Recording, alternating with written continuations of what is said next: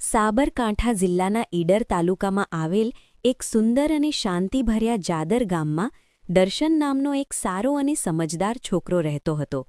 દરરોજ વહેલી સવારમાં સૂર્ય ઉગે તે પહેલાં જ દર્શન ઉઠી જતો.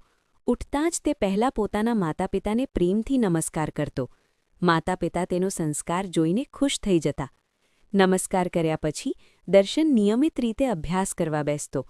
તે માનતો હતો કે મહેનત અને શિસ્તથી જ સફળતા મળે છે.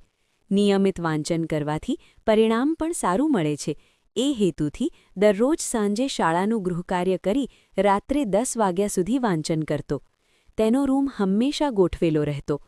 પુસ્તકો યોગ્ય જગ્યાએ, કપડાં સ્વચ્છ અને સમયસર દરેક કામ પૂરું કરવું એ તેની સારી ટેવો હતી. શાળામાં દર્શન ખૂબ ધ્યાનથી શિક્ષકોની વાત સાંભળતો. કોઈ પ્રશ્ન હોય તો નમ્રતાથી પૂછતો.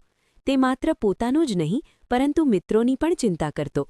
જો કોઈ મિત્ર મુશ્કેલીમાં હોય, પુસ્તકો પડી ગયા હોય કે પાઠ સમજાતો ન હોય, દર્શન તરત મદદ કરવા પહોંચી જતો.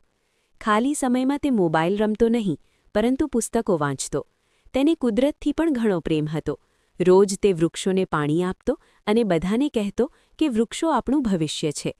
દર્શનની આ સારી ટેવોને કારણે શાળામાં શિક્ષકો અને ગામમાં લોકો બધા તેને પસંદ કરતા.